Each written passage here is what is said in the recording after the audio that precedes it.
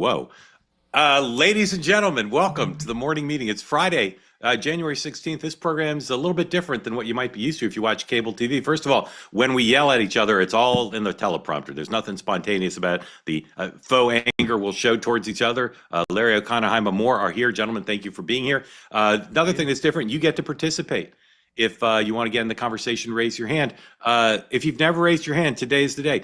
You guys, I don't know if you've ever been on an episode where I say if we don't get 3 new hands, we're canceling the show. I've done that a dozen times, and we always get 3 new hands. The show is always saved in the end. It's never staged, but I'm a little worried about doing it because we have not had a lot of new hands this week. I won't lie, I've been disappointed. So if you've never raised your hand and you're on here on the platform, please do. If you're watching on X or on YouTube, no smack in the chat. There's been a lot of smack this week. Something about Greenland and Minnesota inspires you all to be rude to each other. And I continue to see, I don't read the chat, but I glance at it. I continue to see personal insults directed to other members of the two-way community. I just don't get that. Just don't get it. Have a spirited conversation, issues, but don't call people names. Thank you for your attention to that matter. You should try not mentioning smack in the chat. And I've used the reverse psychology. Doesn't work. It goes up. I believe it or not, I'm a deterrent. I'm an every ineffective time deterrent. you mention it, I want to put smack in the chat. I know. Well, I feel compelled. You are the psychological profile of my nemesis on this question. people who want to. We've only begun to scratch the surface of that very ugly situation. Anyway, people on television news will always hype the program because they want people to keep watching. So they say, "Oh, very busy news day. We have a lot to get to." In fact, today we do. We have a lot to get to. So we're going to try to speed through everything as quickly and as completely as we can. And then again, we'll get to your questions. So please raise your hand if you would like to be in on the conversation. I'll remind everybody that the good folks at Fairway and Green, our sponsors, our partners, our friends, will allow you to outfit yourself in stuff like what I'm wearing here, beautifully adorned with the two-way logo or not. Golf apparel across the board. They've got 5 different sub-brands, all of which highest quality stuff you've ever worn. I haven't told you in a while, the underwear is fantastic. If you're a guy and you want the most comfortable underwear you ever owned, I've replaced everything I had. Unlike the Clintons, I did not donate it to charity for a tax refund, which they famously did, but long ago. Anyway, Fairway and Green, go to two-way.tv/fairway, 20% off everything on the site. Use the promo code 2way20 for 20% off. And again, if you want golf apparel, whether you golf or not, just nice, comfortable clothes, vests and shirts and pants and underwear, please go try it out. All right, to the day book. The president today has an unannounced event, which is, to me, the most interesting thing on his schedule. Breitbart is the new media pool, and NBC is the TV pool. The secondary TV pool is Scripps. I know they're in the TV business, but I didn't realize they were in that rotation. I haven't been paying attention. Here's the schedule. 2 public events announced. First of all, right as we go off the air today, 10 o'clock Eastern time, the president participates in the Great Historic Investment in Healthcare Roundtable. He'll be joined by the great cabinet tag team of Rollins and Collins. Secretary Collins, Secretary Rollins, Dr. Oz, RFKJ will all be there to talk healthcare. And then at 3:15 p.m. this afternoon, by then he's down in Palm Beach. They're renaming the Southern Boulevard, which is the airport that goes from the airport to Mar-a-Lago. And if you've never flown into that airport or driven to Mar-a-Lago, it's a very short drive. It's like going from the Vegas airport to the Strip. They're renaming Southern Boulevard. I mean, in terms of the duration, I wasn't saying anything else. Thank you for clarifying. They're renaming it Donald Trump. Is it Donald Trump? Michael, is it Donald Trump Boulevard? President Donald J. Trump Boulevard. And Michael, what's on Southern Boulevard? What are some things along the way? We've got a Subway. Yeah. There's Mary Lou's Cocktail Bar. Okay. All right. Is there a Publix? There's almost certainly a Publix that sells sushi because that's on every road in South Florida. Anyway, he'll be at that. Now, at some point, he's also reportedly, according to Reuters, who broke the story last night, he's doing an event. This is a complicated issue involving getting the company that does a lot of the electricity grid for the Northeast to, I don't know, make stuff more affordable or sell stuff. I don't really understand it, and I didn't dig too far into it because I ran out of time. But Governor Wes Moore and Governor of Ohio, Mike DeWine, and Governor Shapiro are supposedly at the White House. It's not listed on his schedule, but I believe it's happening. And we'll have full coverage of that, of course, on Two Way tonight. Vice President, as is typically the case, don't know what he's up to. Noon, Melania Trump will deliver opening remarks at Zoom Ahead, AI for Tomorrow's Leaders, a national student learning experience designed to help K through 12 students understand how artificial intelligence can be used responsively, creatively, and confidently. I would like to hear someone explain that to a kindergartner. But she's doing that, and we'll have coverage of that later today. Three top people in the administration are in the Midwest. They're going to do some events in Ohio, and then they're going to the Detroit Auto Show tomorrow. Something called Freedom Means Affordable Cars. If I were doing the PR for this, I'd flip it around. I'd say affordable cars means freedom, but that's just me. This is Sean Duffy, Lee Zeldin, and Jamison Greer, the USTR rep. USTR. Yeah, I need to say rep. That's twice. Mike Johnson, the Speaker of the House, is in London. He's becoming the first Speaker of the House to address the British Parliament. Can you believe that's never happened before, guys? It's shocking, actually. I mean, pretty cool. Tip O'Neill never did it. I wonder what he'll say. I bet he references the, what do we call it? The unique relationship, special relationship, special relationship. Yeah, I bet he references that, and probably has some corny jokes about the colonies or something. I want him to wear the wig that the Speaker in Parliament wears. That would be pretty cool. That would be a good photo op. It would be. Speaking of next week, Mark. It'd be like Mike Dukakis. A bipartisan, bicameral delegation of lawmakers: Tom Tillis, Chris Coons, Dick Durbin, Jean Shaheen, Lisa Murkowski, Peter Welch, along with Steny Hoyer, Gregory Meeks, Madeline Dean, Sarah Jacobs, and Sarah McBride are all in Copenhagen on your tax dollar, meeting with the Danes and denouncing Donald Trump's attempts to buy or invade Greenland. And Governor Shaheen, Senator Shaheen, I'll always think of her as Governor Shaheen, gave a speech this morning. We may show you some of that. And still a lot of chatter about what's going on with Greenland. Tyler Robinson, the man accused of killing Charlie Kirk, has a court hearing today, another pretrial hearing. There's some still photos of him I saw this morning on cable that are just chilling. The look in that guy's face really creeps me out, I will say. All right, here we go. Going to sneak in another word from a sponsor in a moment, and then we're gonna go nuts. We're gonna talk about everything. Cozy Earth. Sorry, I'm a little disorganized here. All right, Cozy Earth give you 20% off with the promo code 2WMM. Go to CozyEarth.com right now. Don't delay. Buy the Baja betting set. It's their first completely matched set. It comes with all sorts of things, including some things, frankly, I've never heard of as part of a betting set, but that's just me. Luxury bath towel set, also available. It's impossibly soft and plush. Again, not really logical. It's not impossibly soft and lush, but I think that's a advertising phrase. The bubble cuddle blanket. We've been showing you all week that dogs love the bubble cuddle blanket, and you love your dog, so buy one or two for your dogs. And then, of course, the pants. I'm wearing the pants tonight to a it's not a gala. Well, all right, we're doing karaoke with some kids, but I'm wearing them for that. Anyway, right now, everything 20% off. Go to CozyEarth.com. Start the new year off right and give your home the luxury it deserves. Make the home the best part of your life. Head to CozyEarth.com. Promo code 2WMM for 20% off everything there. Make sure you mention that you heard about Cozy Earth on this very program. All right, gentlemen, here we go. Iran. The week ends, as far as I can tell, in utter confusion about where things stand. Are the protests still going on? Will there be a U.S. action? Is the president moving resources to the region for purpose? Is it warning? Jaima, where do you think we are? Yeah, I mean, look, it's hard to say right now, but it seems like the president has, with insinuation that the killings have stopped and et cetera, it seems like he is sort of pulling back a little bit on his rhetoric.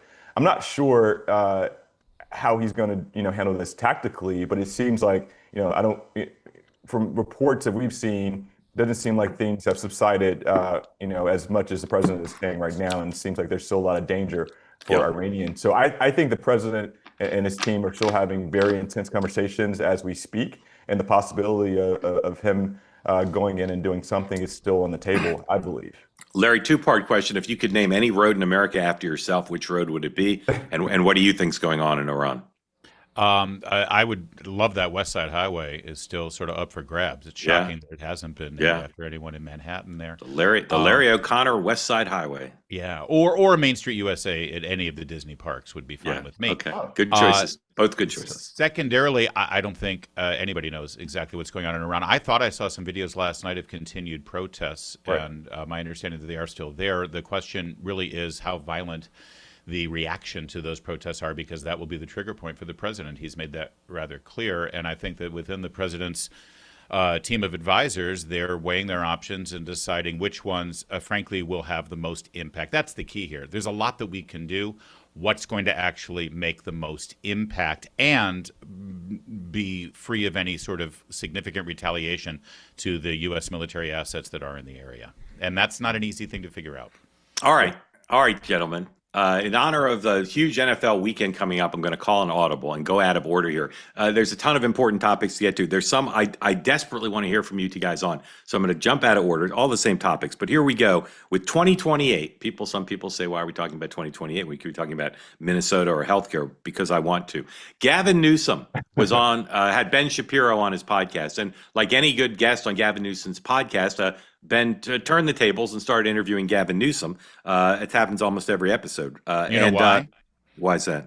Because Gavin Newsom's not a podcast host; he's a governor and a politician. That's part of the reason. But like Ezra Klein did it too. It's just a natural thing. I think he sort of likes that too a little bit, Mark. Yeah, I totally agree. I totally agree. But I listen to the show, and it happens every time. And all of a sudden, and then one of them will be like, "Hey, this is your show, ha ha." But Governor, let me ask you 10 more questions. Anyway, Ben, it's a long thing. I recommend the whole thing to you. But Ben Shapiro initiated a long colloquy. We're gonna watch the whole thing about can a boy become a girl?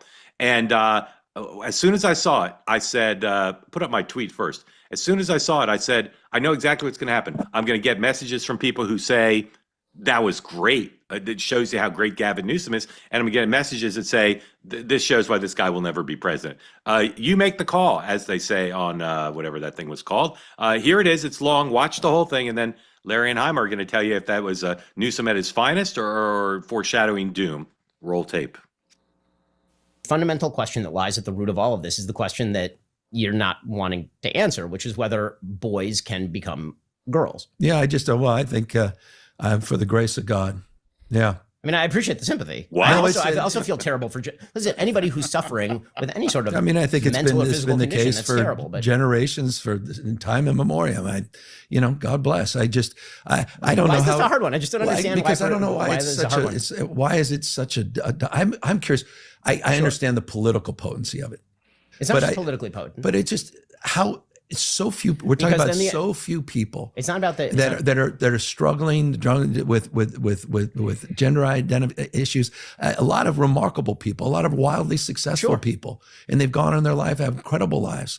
I don't know. There's so much hate and bigotry, so much condemnation, so much judgment. This is the part where I start to object. Yeah. Okay. The idea that you may not be spewing it. No. Like some others. Trust me. But this is the business they're in. There are lots of terrible people who say lots of terrible things. But yes, it is not an act of bigotry to say that a boy cannot become a girl. Nor should my children be taught in K through 12 public schools that a boy can become a girl. Yeah. That is not an act of bigotry. That's an act of rationality and biological simplicity. I respect your point of view, and but does the state? Good people disagree on this. I know, but and a lot of states, not just California, well-established rules, by the way, that predate me. Again, this is not where I started. We're campaigning and advocating on these issues, as some suggest. And look, I'm with the Governor Spencer Cox, who said about many of these issues, never so much attention been placed on so few people. And the problem is, I do think that on an electoral level, to go to the politics, it is a barrier to entry for a lot of people. When I agree with that. When you say boy can become a girl, and then just on a realistic. And by the way, I respect if that's your barrier to then listening to people on a myriad of other issues. So be it. It is what it is. I just find it strange that even if you wish to have a public policy that pursues something different, we cannot just admit that boys and girls are two different things, and that a boy cannot become a girl. Why is this so difficult? Yeah, I understand your point of view, and and I also respect Caitlyn Jenner. I do. It's not about respect for individuals. Well, no. Okay, I'm going to tip my hand before I ask Khanna, then Larry, what you think. Make this finger my interlocutor, and this finger will be me. Mark, did you rob the subway on President Donald J. Trump Avenue? There, but for the grace of God. I love Caitlyn Jenner. Anyway, Khanna, if you looked at that, would you say, well, that man is destined for the Oval Office, or would you say this shows why there's so many doubters? Look, you guys, I very rarely disagree with the great Governor Gavin Newsom, but I do not respect Caitlyn Jenner, and not because of her gender, but because of her politics, and I just don't like her. But look, I think your tweet was right on par, Mark. I think people will get from this what they want. He was, because this is the beginning of the primary, the mini primary, I think he was fairly politically astute to not go on the record and have a specific opinion on this. But I agree with Gavin Newsom. This is a conversation that I think has taken a world of its own, and I think we're spending far too much time talking about people's gender. I don't understand it. I'm not looking to change my gender. I'm a male, but it doesn't matter. I don't have to understand it. And quite frankly, I don't care if particularly an adult has made a choice to transition. Now, when we talk about children, we talk about gender affirming care, that's a different conversation. But the right to choose your gender and to move forward transitioning, that's your choice. I don't want to be in your bedroom. I don't want to be in your doctor's office. Quite frankly, I don't want to talk about it. And so I think Gavin Newsom is setting Democrats up for that conversation, out of my bedroom, out of my house, and it's not your business. And I completely agree with that. Granted, once people transition, I got to stop you. I got to stop you. I apologize. I appreciate all that. Interesting to me. How do you think the governor did in explaining his point of view? I thought he. If you were his advisor, would you want to do over, or you thought that was great? No, I wouldn't want to do over. I did not. I think he was great. I watched you a second ago. You did a little shifting. It did feel like he was shifting a little bit. But to your point of your tweet, I think everyone will grab something from this interview and they will say he was right or he was wrong. Yeah, and so he was both. And I will say one of the smartest Republican strategists I know texted me and said, I thought that was amazing. That shows that guy's got game. Larry, I bet I know what you're going to say, but surprise us all. With respect to those who think that this showed Gavin Newsom had game and that this was a great performance, I think what they're conceding is that Gavin Newsom is skilled at being slippery and evasive and not getting nailed down on a politically volatile issue. And yes, that may be a political tool that is phenomenal and he should be praised for it. But what you're admitting is, see, he won't tell the truth and he won't admit a basic fact of life. And that's what this really does boil down to. We are not talking, Khanna, with respect, about someone's personal choice and what they choose to do with their lives. We're talking about public policy. He is a governor of a state that has some of the most radical laws in favor of transgender rights. And what he just did there, in his very slippery way, was lie. He has actually overseen and signed into law incredibly restrictive laws with regard to parents' rights. He championed making California a transgender sanctuary state for minors crossing state lines to go to that state to get procedures that their parents back in their home state won't allow them to have. It's absolutely outrageous. And when he said, I didn't, campaign on this stuff, the first time anyone ever heard Gavin Newsom's name was when he defied state and federal law to marry same-sex couples in San Francisco. He has been riding the tide of support from the LGBTQ plus community for years now. So it's disingenuous, everything that he said. He's trying to slip away from this, but he won't ultimately, because most people that don't subscribe to the Gavin Newsom podcast see that and see it for what it is. He is terrified of the LGBTQ plus community, organized funding groups like Human Rights Campaign, not approving of his message on this, and he's hoping that other people won't notice. Larry, I don't think he's terrified. I think that's the MAGA boogeyman that you guys are trying to plant. I think he just has a genuine concern for those in that community, and I think that's fine. You don't have to be afraid. And look, and I think the issues of lesbian and bisexual and gay are totally different than trans issues.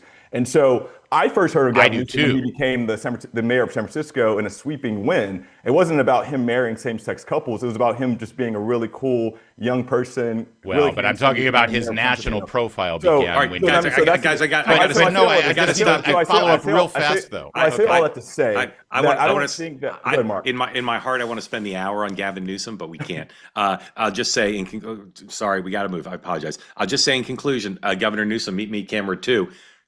Come on the show and tell us if you want to do a do-over. If you're watching now, call in because we'd love you to say whether you'd want to do a do-over. Two more guys for 2028. Two guys who my sources differ with so widely. Are they real or are they not? Will they be contenders or will they not? One is Khanna and one is Governor Beshear, and both of them in the news today. Khanna did Hannity last night. And we want to show you 2 moments from that. And then Larry Haima, same question. Does this show that this guy's got game or does this show this guy's got some trouble? Here's I would call a weaker moment with Hannity. 113, please. Here to defend that position, Pennsylvania Congressman Khanna. All right, I have a couple of questions. He's from California, but okay. Since Tim Walz has been president, a number of people in Minnesota Tim Walz have been isn't killed president. by Fact-checking Hannity. Biden and Harris Mayorkas illegal. Hold on. What happened? Lost. I know there were 3 named, 3 killed. Stop it. Stop it. Stop it. Stop it. You got to either go back or let me explain it. Hannity asked him if he. Okay, go ahead. Here to defend that position, Pennsylvania Congressman Khanna. All right, I have a couple of questions just to set the table here. Since Tim Walz has been president, a number of people in Minnesota have been killed by Biden and Harris Mayorkas illegals that were allowed into the country. Can you name one of those people?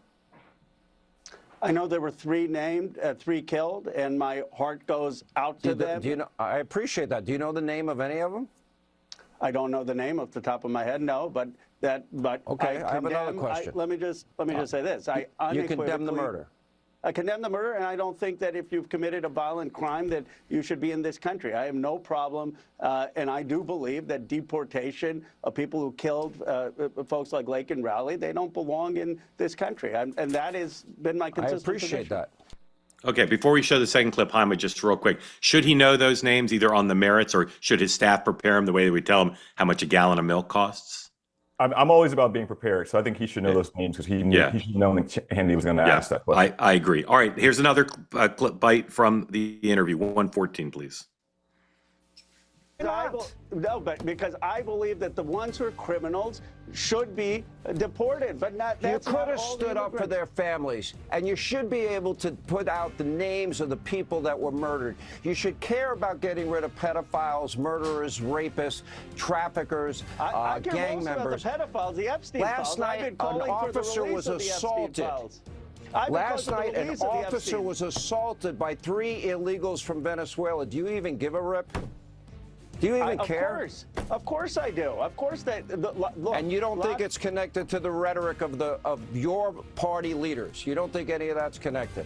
Sean, what I want to do is say that as Americans, we need to come together. There's been heated rhetoric on both sides. Let's de-escalate it. Let's understand that most people who are law enforcement agents... Let them do their job. But do it constitutionally. Do you want them going and harassing them? Constitutionally.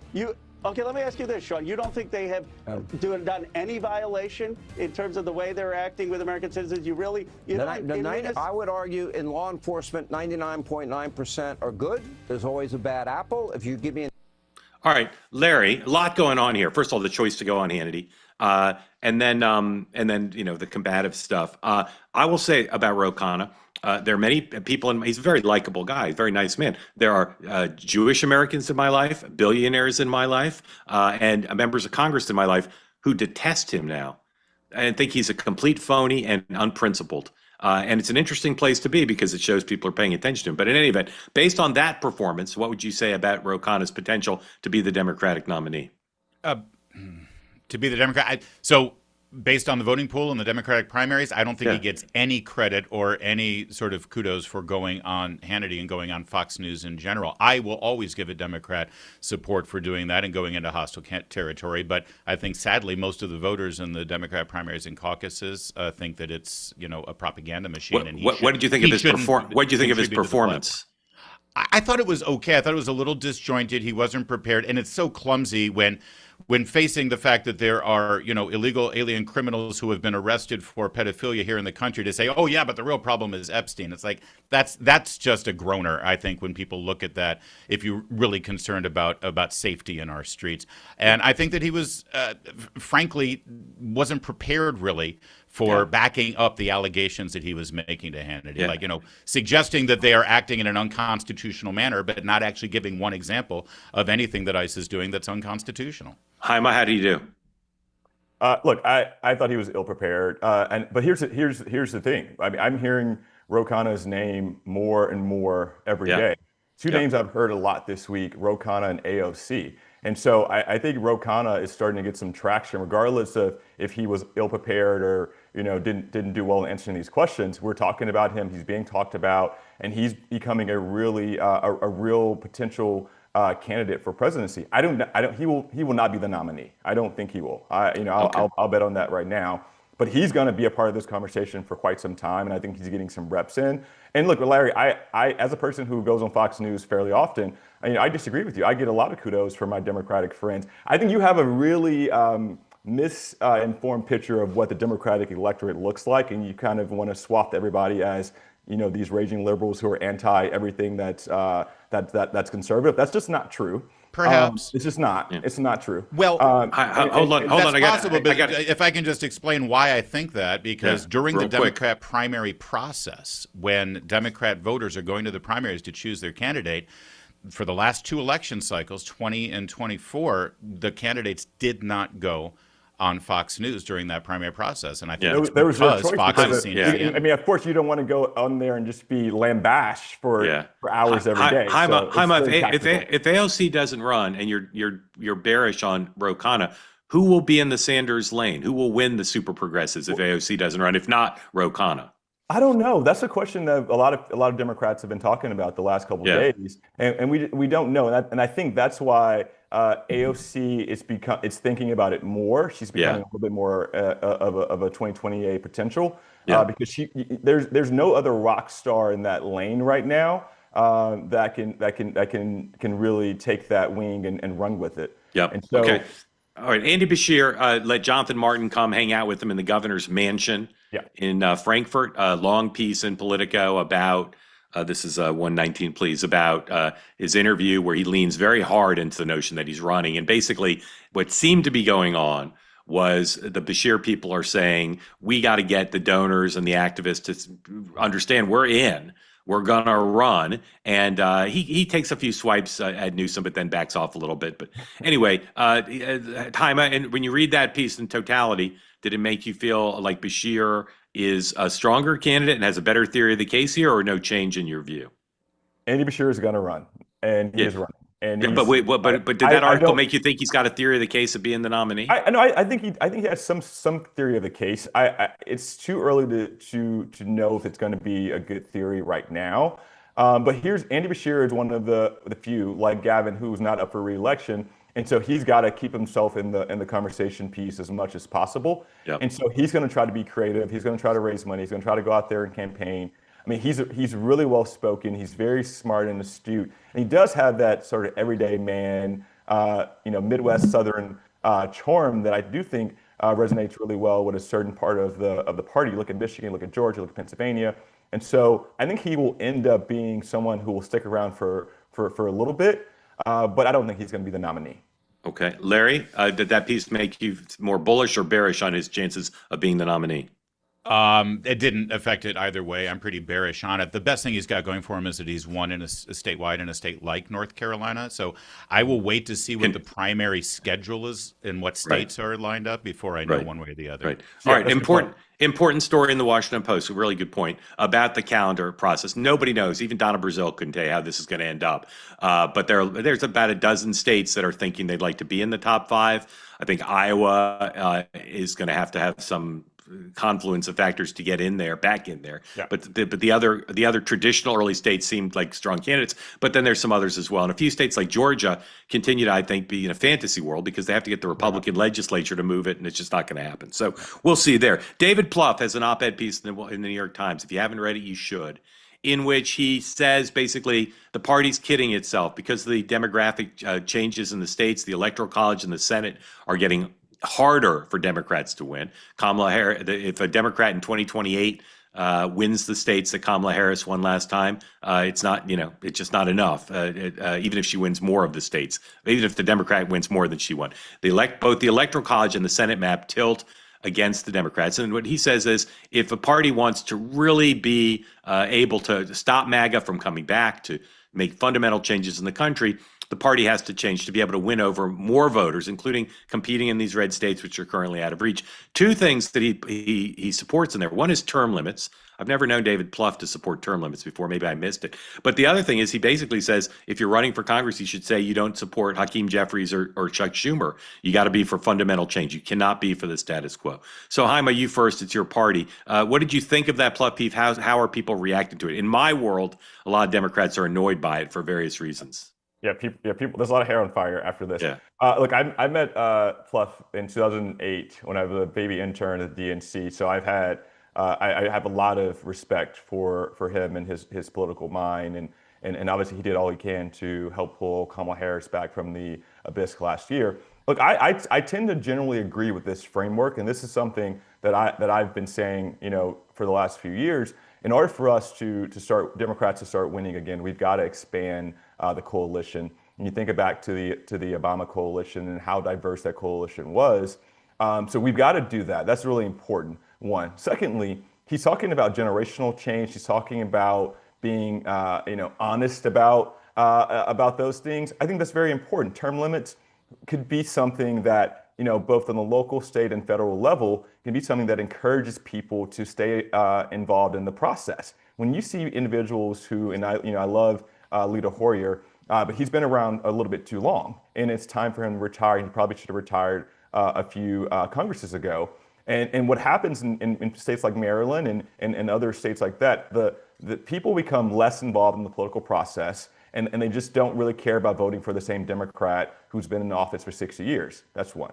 Two, there has been some conversation on the ground, and I knew that this was going to be brewing around about disavowing Chuck Schumer and Hakeem Jeffries. I think that in some ways could be a winning message. Hakeem Jeffries is going to disagree. He doesn't want to bring in a bunch of new Democrats who are going to come in and potentially, say that he shouldn't be the speaker if they do win the House back. We saw that with Pelosi the last time, and it's very uncomfortable when you bring in new Democrats who don't necessarily have that much loyalty to you or who ran against your record throughout the midterm. And then lastly, I think from a political perspective, he's looking at the Electoral College, looking at the Senate map. Every single cycle, this gets a little bit more difficult for Democrats, and it seems like if we want to go and compete in Montana, we want to go compete in Maine in this race. We've got to compete all the time. It's not just about these federal and these congressional elections. These mayoral elections, you guys know I'm a big mayor person. These gubernatorial elections, these school board elections, which Republicans have done an outstanding job of doing, we've got to do that. So it's going to take about 10 to 15 years to really rebuild the party. And I think a lot of people are just not ready to commit to that. But that's just the reality. Yeah. Larry, is David Plouffe talking sense or smack? It's really easy to be a political genius when Barack Obama is your candidate. Oh, my God. I can't believe how many people have said that to me in the last 24 hours. He got Bob Torricelli elected. It's very easy to be a political genius when your candidate is a Democrat in New Jersey.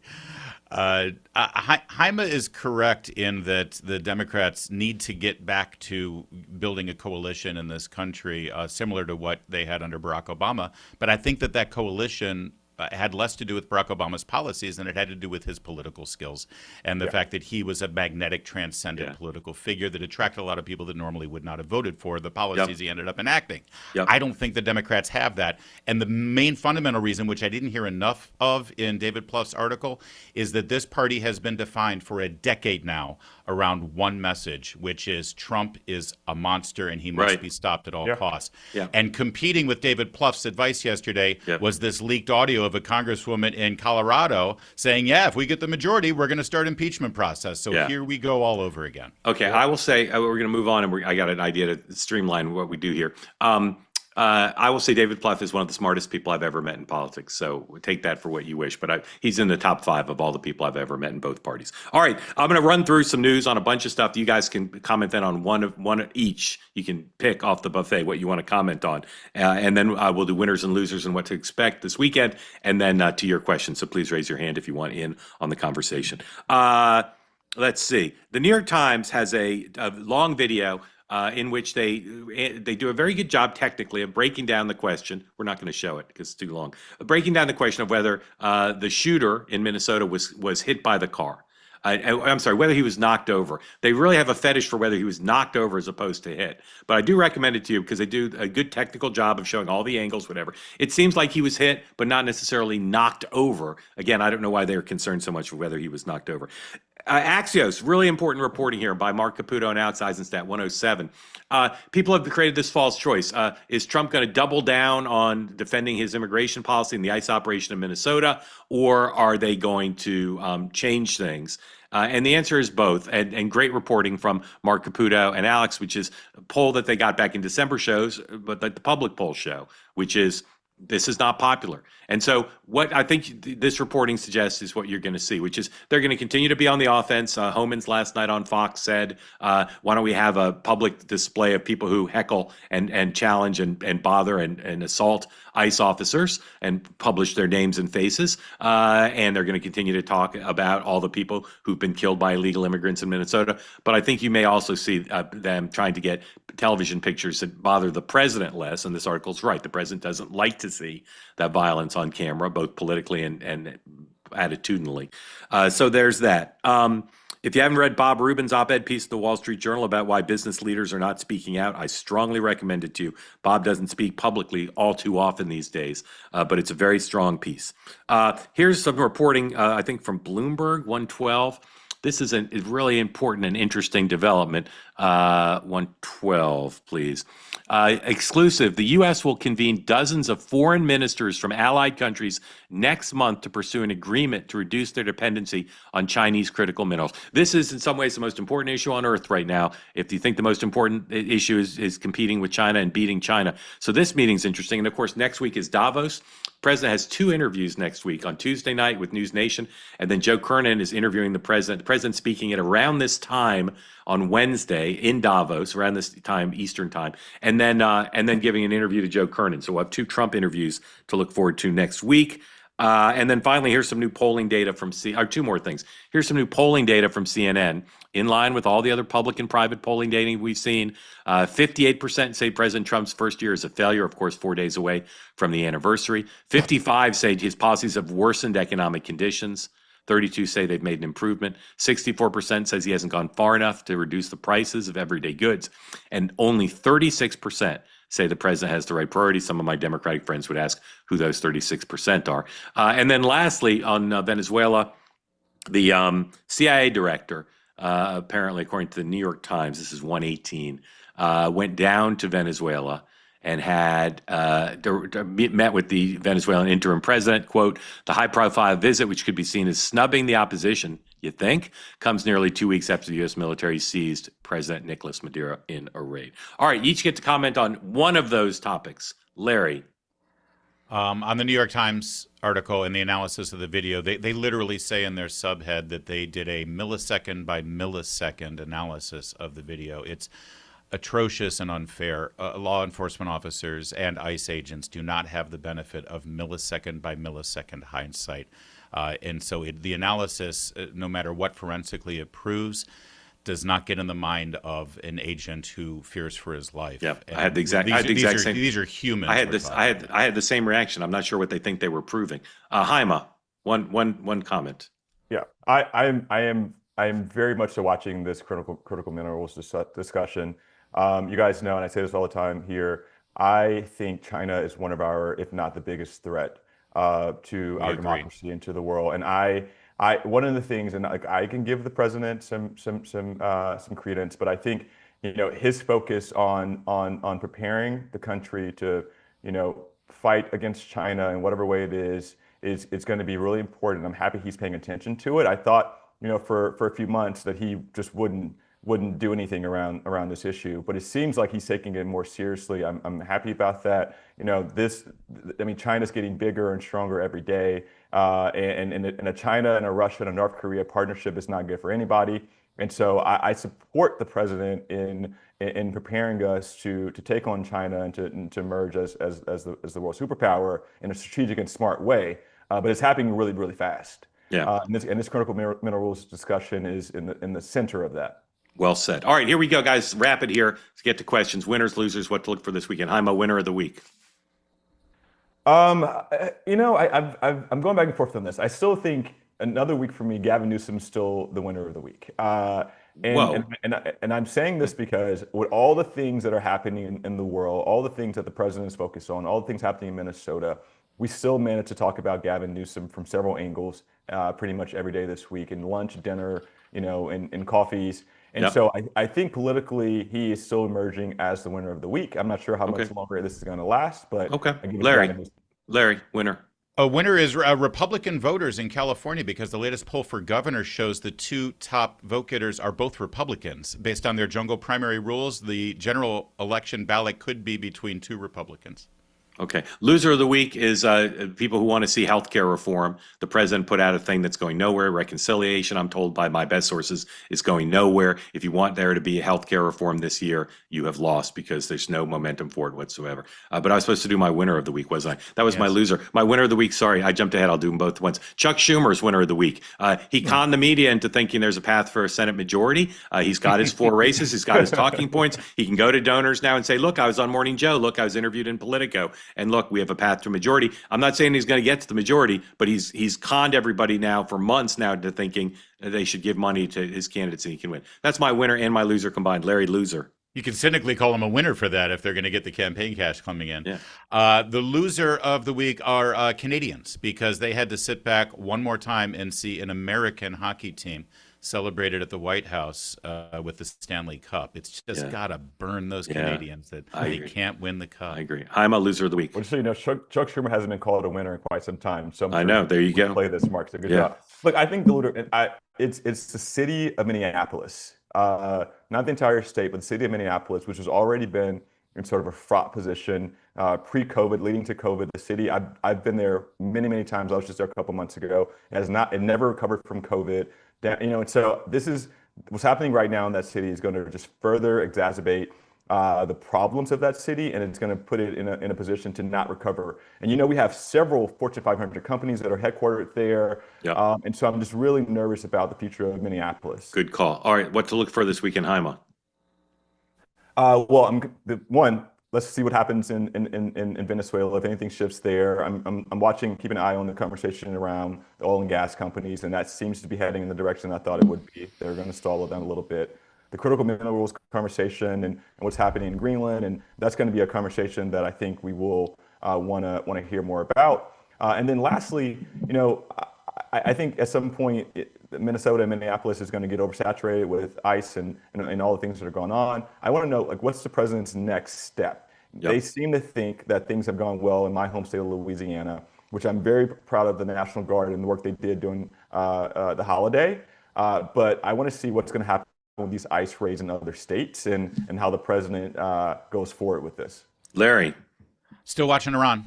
Especially considering the military action the president took did happen over the weekend against Venezuela, and maybe that's something that is a pattern for them. The responsible thing for me would be say Iran, but since Larry said it, I'm watching NFL football. This is one of the greatest NFL seasons of all time, so I'll be doing that. All right, especially now that the Eagles are out of it. Exactly, that makes it so much better. Makes everybody happier. Most of us. All right, one more piece of news, and then a word from a sponsor, and then to your questions.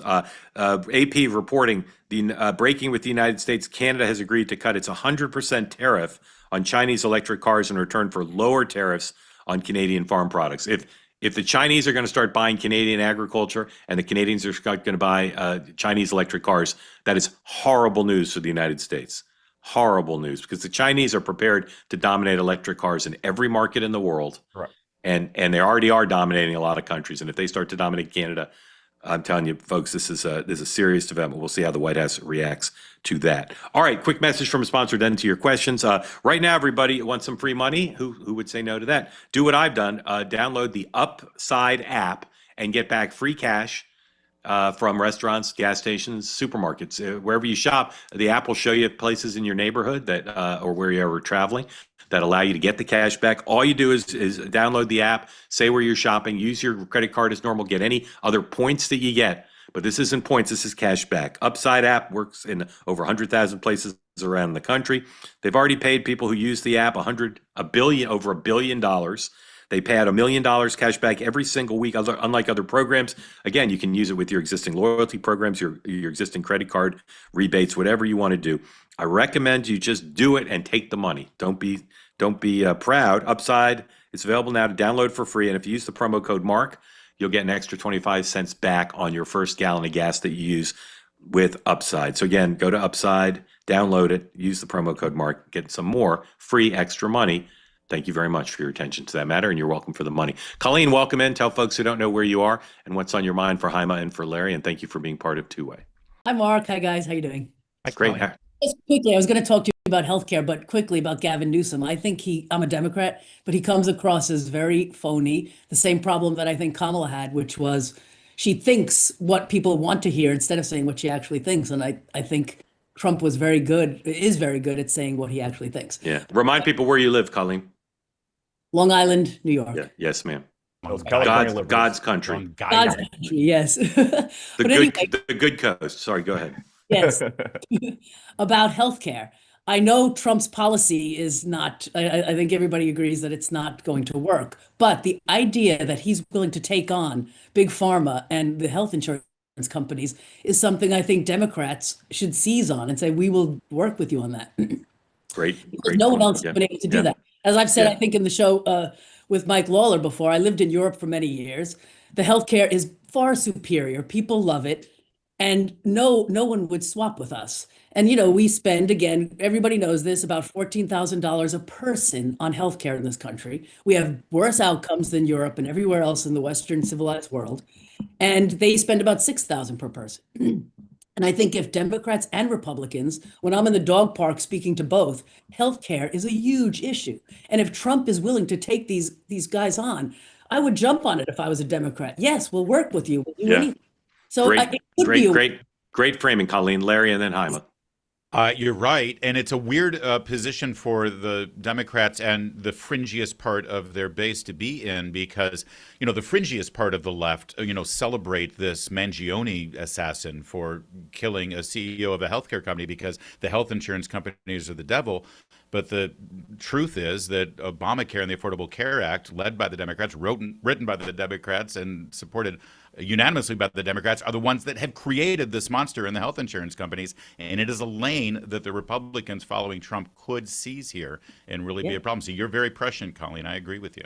But Obama tried to take them on. He couldn't. He tried to take them. They mostly backed off because they didn't think they could pass the Affordable Care Act, taking all those fights. So they took on a few, but they mostly let them off. Haima. Yeah, Colleen, Larry was agreeing with you until you said Europe has better healthcare than we have, and his head almost blew up. I lived there 15 years. I know they do. So. No, but I thought that was a very astute question. And I think, Mark, we talked about this a little while ago. Yes, and sir. I agree. I think, I talk to people all the time in Louisiana and Georgia and some of these red states, and one of the things that they always talk about are the cost of prescription and how expensive these drugs are, particularly those areas who have high diabetes and things you have to take every day. And so I think you're absolutely right. I think this will be a winning issue across the board. I do think there are some Democrats that are trying to formulate this message and this framework and sort of use it as a piece to run on during the midterms. But this is an issue that could be really bipartisan. I think you're absolutely right about it. And I think if President Trump was a little bit more forceful, he could bring probably a whole slew of Democrats into the conversation. 100%. He could do it. He's the one who can get, done. Yeah. Colleen, thank you. Really well framed and grateful to you for asking the question. Thank you. Wickham, welcome in. Tell folks who don't know where you are, what's on your mind, and nice fairway and green piece you got there. Yes. Santa Claus was nice to me. How's it fit? Looks like it perfect. Looks like you had it tailored. Yeah, Holly likes it because it's more form-fitting than normal quarter zips. They just hang like sacks. This is more form-fitting, and she says it looks better on me. So you look muscles rippling. You look more muscular and handsome than a Kirsten Sinema bodyguard. The only reason you're saying that is that you're only seeing me from here up, and you're not able to observe the spare tire that I've acquired. Sir. I hear you. Don't tilt the camera, Welcome. Yeah, right. All right. Thank you for being here. Tell everybody what's on your mind, please. Here's what's on my mind, and this is kind of a real difficult moment for me. I want to ask if the New York Times piece on the shooting made any estimate whatsoever about how far the car moved while the shots were going on, because I've never seen anybody answer the question. Because if a car is moving at 5 miles an hour, it'll take you about 30 seconds to figure out that that's 7 feet 4 inches per second. So it seems entirely reasonable to me that when the agent shot, he fired 3 shots along exactly the same line. And rather than saying he shot into the window, it's more accurate to say she drove into the path of a bullet. I've not seen that framing, and I understand what you're saying. And I think the bigger point is the one Larry made earlier, which is this guy was not the beneficiary of slow-mo and multiple angles. He was in the moment. And when people criticize him for being in front of the car, one of the things that I think the Times video makes clear, and again, my kudos to them. I didn't love the narrator, and I didn't love their editorializing, but the production is very good. One of the things to make clear is, to me, he didn't get in front of the car in violation of what you're supposed to do. He didn't know she was going to drive. The car had been sitting there for a while. That's where he happened to be walking to do the things he wanted to do. So I don't think you can criticize him for quote unquote getting in front of the car. Larry. I agree with you. My understanding in talking to law enforcement professionals is that that is actually proper procedure. When one of your colleagues is going to the driver's side door, if you're there, you stand in front of the car because you don't think the person's going to start plowing into you. Yeah, and Jaime, you can maybe address Wickham's question about, have you seen anybody address the question of how far the car went? No, I don't think I've seen that. And I think here's one of the reasons why I've been a proponent of there being a real investigation. None of us are investigators, and we're talking about it ad nauseum. Yeah. Here's what happened: a real person died, and a law enforcement official is being held accountable for that in public opinion. And so those are two big issues that can portray something really big and really scary for this country. And I think we've got to tamp back on that. There's no world where we want to have local law enforcement against federal law enforcement, or the people in these cities against their law enforcement. So I think we need to just stop parsing this and stop having this nuance of a conversation. She probably shouldn't have gotten killed. And one, and two, the law enforcement officer probably shouldn't have been put in that position. Yeah. And those two things are going to hold true, I think. Yeah, Wickham, thank you. Really good question, and I love the way you framed it, and thank you for buying the fairway and green stuff. All right, Cal, welcome in. Tell folks who don't know where you are, what's on your mind for Jaime and for Larry.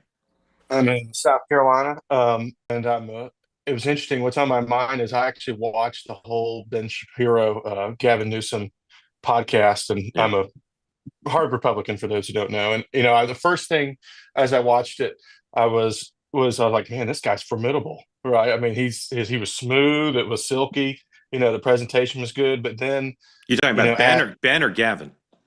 Ben's never smooth and silky. I'm like, but Gavin was very, very. I'm like, and then as it got into it, the rails started coming off when Ben obviously asked about the trans issues, and then actually I thought Newsom's foreign policy answers were very weak. right? Yeah. And that which that's not being talked about, which I thought, but and then as I think Jaime said earlier, it was like I kind of started feeling like he was acting after a while, like he was playing Gavin Newsom, Yeah. right? Like playing President Gavin Newsom. I'm like, Yeah. I guess he's in California, so it makes sense to act when you're doing something. But and I wonder, what do you think would be his most advantageous state to start in the primaries? Is it here in South Carolina? Because I think he might go over well here, right? Yeah, But yeah, he had a very good visit there earlier. Jaime, I know of the passable early states, leave aside the state where Las Vegas is, which again I cannot pronounce any more accurately than I pronounce the embassy. But leaving that Nevada. state aside, because proximity, what are possible early states you think would be good for him? Yeah, well, because I live in reality, I think New Hampshire is very likely to become the first in the nation state again. Wow. And he has spent some time there. I've gotten mixed reviews from how well he's done in New Hampshire, and so he's trying to figure that out. But I think for him, I think you're right, Cal. I think South Carolina could be interesting for him. He's had a lot of, he spent a lot of time there, both on the record and off the record. But here's the problem. If you have a Wes Moore or a Kamala Harris or some formidable black candidate, they're going to do better in the South Carolina primary than Gavin Newsom, and that's going to give him a little bit of an issue. And so then think about the primary. You have New Hampshire, then you go to maybe South Carolina, Michigan, Nevada. Those first four states become a little bit more difficult for him, depending on who is in the actual race. Let me say one. I agree with everything you said, with this caveat after watching Pete Wilson run for president. If you leave Sacramento at 8 a.m. on a private plane or commercial flight, what time's the first event you can start in New Hampshire or South Carolina? I'm do the math. Leave it at wheels up at 8 a.m. I would say 2 p.m. No, think about it. you're 8 not a.m. there 8 a.m.'s 11. 8 a.m. 8 a.m.'s 11. There's no nonstop commercial, so you'd have to transfer 4.5 hours. Yeah. Well, not 4.5. It's a 5-hour flight, and that's a 5-hour if it's a direct nonstop on a big plane. If you're flying on a small private plane, it's going to be 6 hours. Yeah. And if you're doing a connecting flight, it's 6.5 or 7 hours. So it's 11 o'clock. So what time is it? If your wheels up at 11 Eastern, what time is it when you're doing your first event in South Carolina? What is that? It's 8 dinner p.m., time. 9 p.m. Yeah, dinner time. You can't dinner do time. So okay. So now you got to leave. Now you got to leave the night before, right? Yeah. So I'm just telling you, this is a space, time, and motion issue that Pete Wilson team never figured out, because he wanted to be a great New Hampshire candidate too. Very difficult. Cal, where are you in South Carolina? Sumter. I'm in the middle. Sumter. I've been to Sumter. The land of Jim Clyburn, right? Yes, sir. Oh, I know. Yeah, Cal, thank you. Go ahead, Larry, real quick. When Wilson ran in '96, was that the final year of his term? I can't remember now. I think it was. I think he had 2 more years. Yeah. Yeah, but I'm just telling. But I'm just telling you. What I'm saying is Newsom's gonna set up camp. He's not gonna be going back and forth. He could, except his kids are in school, and what's he gonna do? Buy a place in Chicago and move his kids? Like, I'm just telling you, unless I agree that he can spend a lot of time on the road, and so you don't always start from Sacramento. But if you want to be with your kids, and trust me, he wants to be with his kids. Some days you got to start in Sacramento. Where's the campaign going to be headquartered? Right. Is it not going to be headquartered in California? It'll probably be headquartered in California. Yeah. So if it's headquartered in California, he's going to want to be with his team some of the time. But what was it? Ed that we just had? I'm sorry. Cal. The one thing that he honed in on, and this is going to be tough for Gavin Newsom to shake, is the word phony. That as soon as a candidate is identified with a word that hurts, ask Jeb Bush. 100%. I got to get a quick ad in, and then we're going to get to Steve in just a second for a quick final exchange of the week. If you need health, life insurance, it's an opportunity to get life insurance through ethos.com. Go to ethos.com/mark, get a free quote. It's an online platform that makes it easy to get life insurance fast. Protect your family's future in minutes, not in days or hours or months. Ethos helps provide financial security, whether your family, if you passed away, need tuition payments or rent payments or mortgage payments. All of the things in life that you now take for granted that your income provides could go away in a moment and leave your family without a breadwinner. So right now, Again, go to ethos.com/Mark. Don't put it off. It's the kind of thing people like to put off for obvious reasons. Don't put it off. Go to ethos.com/Mark. Get a free quote right now. No complicated process, 100% online, including no medical exam. You just answer some health questions as part of the online questionnaire. You can protect your family with up to $3 million in coverage. Right now, go to ethos.com/Mark. Your application times and the rates may vary. ethos.com/Mark. All right, Steve, welcome in. Thanks for being part of Two-Way. Unmute, tell folks who don't know where you are, and a quick question for Larry and Hyman to close us out. Hey, thanks, Mark. Great panel. Steve, hailing from Kalamazoo, but have been living in Norfolk, Virginia for basically the second longest time. Wonderful place. You got a lot of Walmarts there. Oh yeah, I tell you, we're in no shortage. Hey, but really, you need to start looking at some long-term contracts for Larry and Hyma. Great panel. Appreciate their insights on both sides. Larry gets extra credit because of his daughter going to Naval Academy, class of '93. We support that long 2023 chain there. But Hyma's point on Minneapolis being the loser, I agree. One of the things, had a discussion with my 21-year-old son and was saying, hey, there's folks out there, paid protesting, things are going on across the country, but really you're seeing it heighten the tensions in Minneapolis. And he's like, what are you talking about? There's nothing out there that says there is such a thing, almost to the, there is no such thing as Antifa type points. Interested in your thoughts, because I'm not super smart, but I'm able to find at least some points of contact that say there are some paid protesters. I mean, people are making careers out of showing up at these events. Steve, I got to cut you off and let the guys respond just because we're short of time. Thanks. Thank you for the very good question. Hyma, and then Larry, as brief as you guys can be, please. I mean, you're right, Steve. It happens on both sides. It's unfortunate. And as someone who worked in city government for a long time in New Orleans, which happens to be a very community-oriented city, there are some people who really care and who really want to get their voices heard. But there are, on both sides, there are people who are perpetuating this as a career, and they go from city to city, both Democrats and Republicans, and they go and they just protest, and it happens. Yeah, it's direct action from the community organizing world, the Saul Alinsky playbook, and I can't both sides this, man. I mean, the level of agitation, resistance, and disruption from the left is 10 to 1 compared to anything you see from Republicans who show up every year for the Right to Life March in D.C., and that's about it. Steve, thank you. Very grateful to you. Very grateful to you all. There's been a very tough week for a lot of people, things in the news that are very difficult. And I couldn't be more honored to be part of a community that has conversations like no other about this stuff. And we talk about smack in the chat, but the conversations here all week have been fantastic, and very grateful to you all for that. And grateful to Larry and Hyma and others who have guest co-hosted this week. And I know everybody's curious about where we're headed. Stay tuned, but we're going to have a lot of great conversations with people like these two gentlemen for quite some time. I'll be back at 6 o'clock tonight. Brian Wolf, former Democratic strategist for Nancy Pelosi, and a very smart man, and Ed Rogers, who worked in the Reagan White House political office and is really also one of the smartest people I know in politics. They will be my guests at 6, and we'll have a lot of news to cover that we know about, coming out of the White House and elsewhere. And we'll be back Monday morning. This show will be on Monday, so we'll see you at 9 a.m. on Monday. Two-Way Tonight will not be on because of the holiday, but we'll see you tonight at 6, Monday at 9, and again, grateful to everybody for being part of this community. Gentlemen, thank you both. Have a great weekend. Thank you. You too. Take care.